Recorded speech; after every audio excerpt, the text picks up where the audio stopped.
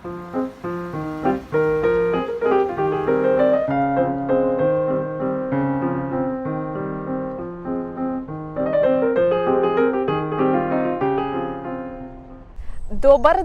Лиз, тоқта! Сәлеметсіздерме, құрметті достар? Біз Сербиядамыз, және осы жиһарым Мәскеу туралы емес. Қазір біз сіздерге Сербияның қызықты жерлері туралы айтқымыз келеді. Белград – Сербияның астанасы. Бұл саяхат үшін ең танымал жер емес, солай ғой, я? Бекер ойлайсыздар. Бұл қалада демалысты керемет өткізу үшін барлық мүмкіндіктер бар. Ең басты, Балкандық колоритті байқап үйренсеңіздер, сонда сіздер зерікпейсіздер.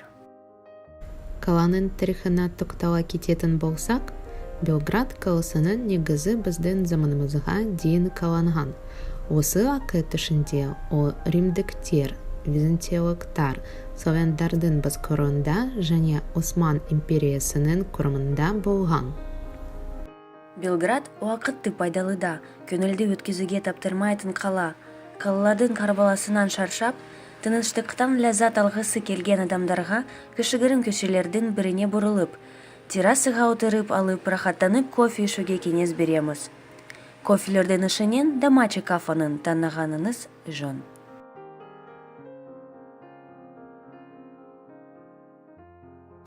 Аулие Сава ғибадатханасы Болган түбегінде орналасқан ең ірі православ шіркеулерінің бірі. Бұл ғибадатхана атамандар білігі әулиенің мүрдесін өртеген жерде салынған. Ғибадатхана византиялық стильде орындалған. Оған үлгі болған Истанбулдағы Айя София мешіті. Кеңестің және ресейлік суретші Николай Мухин ғибадатханадағы мозаикалардың жасалуына жетекшілік еткен.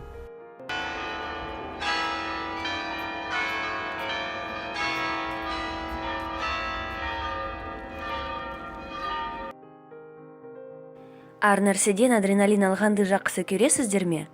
Онда сізге Никола Тесланың мұражайына бару керек. Өзіңізді аздап, жадай сезініп, электрдің қалай жұмыс жасайтынын тағы қайдан көре аласыздар. Мұражай экспозициясы екі бөліктен тұрады. Біріншісінде Никола Тесланың жеке заттары, ал екіншісінде оның өнер табыстары көрсетілген.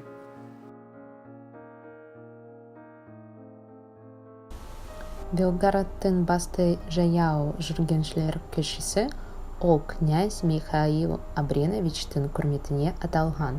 Көшедегі орналасқан ғимараттар бір-бірін үйлесімен ауыстырып тұрады. Олардың көбі ескерткіштер. 19 ғасырдың 70 жылдары салынған үйлер.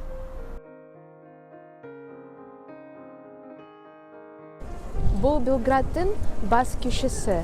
Ол Мәскеудің Арбатына соншама ұқсайды.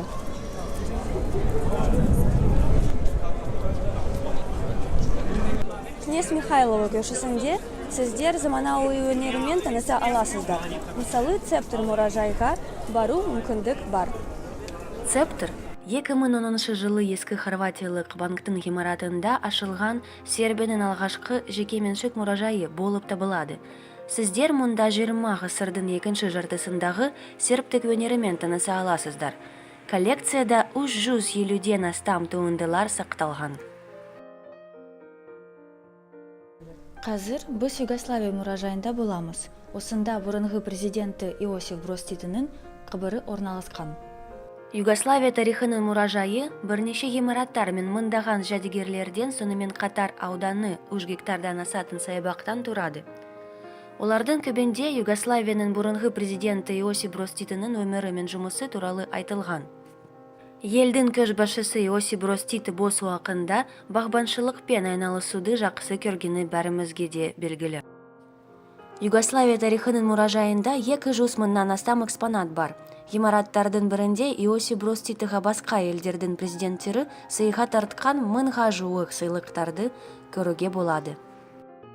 Мұражай аумағында бұрынғы президенті мен оның әйелі Йованка Броздың гүлдер үйі деген атауға ие болған кесенесі орналасқан. Алғашқыда гүлдер үйі Тит резиденциясының жанындағы қысқы бақ болған. Ұлттық мұражай Сербиядағы ең ірі және ең көне мұражайлардың бірі.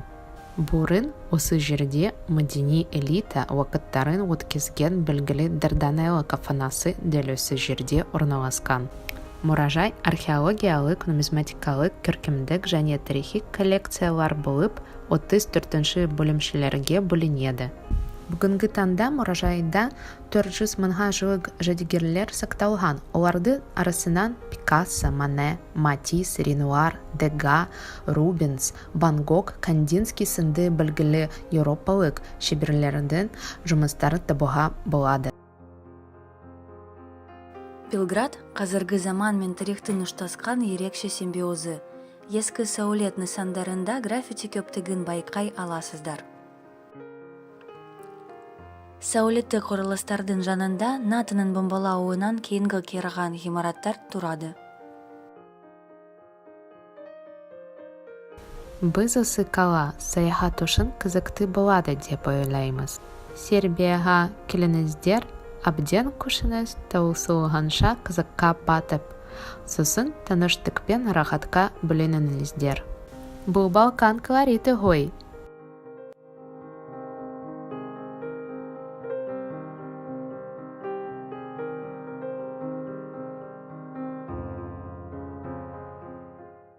Назар аударғаныңызға рахмет.